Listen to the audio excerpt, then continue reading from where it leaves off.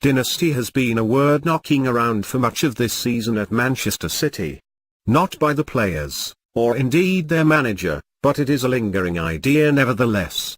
Clearly it was not too far from Vincent Kompany's thoughts in the immediate aftermath of Sunday's title victory. Before he went out buying pints for locals in South Manchester, the City captain addressed the wider implications of Pep Guardiola's first league crown without much prompting. "It's not a dynasty," he said. "It's just one title. We're super happy, but there's still so much work to be done before this squad's full potential is unlocked." That is how Guardiola believes his players must react to successes. Kompany spoke of wanting to see the mentality of this squad, to see if they are able of being the first team to defend a title since Manchester United in 2009. They now need to press home their obvious dominance. It is how Guardiola's reign will be viewed in the long term. This season has been so mesmeric for so many reasons, but the foundations laid are for the heaviest trophy cabinet, not just this. City truly believe they have a man to rule English football for as long as he wants to be here.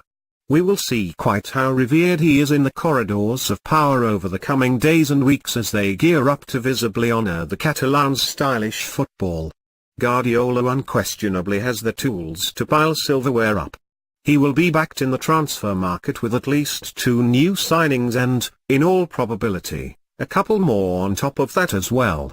Central midfield is the important area, and it will be interesting to see if City complete a W-turn and reignite interest in Shakhtar Donetsk's sought-after Brazilian, Fred.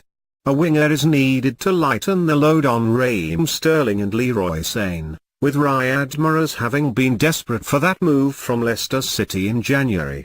Whether the doomed antics Mahrez used to engineer a transfer blots his copybook beyond repair with Guardiola, known to have been disapproving of the Algerian going, remains to be seen.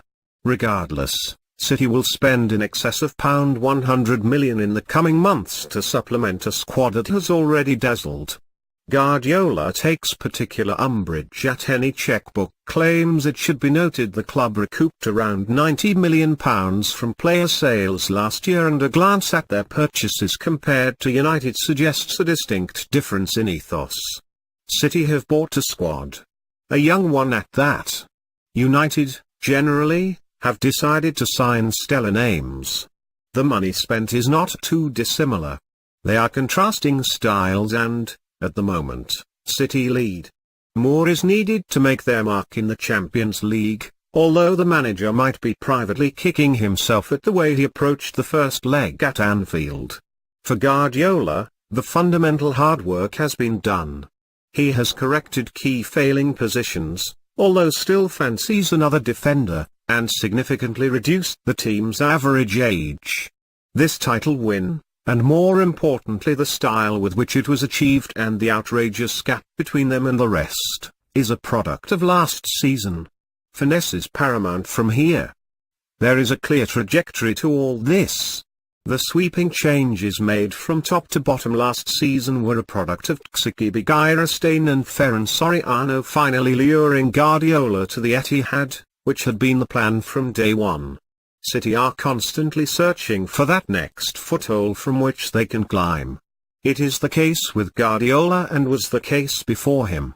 Maybe next year, if we are sat here talking about another Premier League crown or perhaps even more in Europe, City will look back on this term as the start of something extraordinary. Kompany's comments suggest that is something very much on their minds.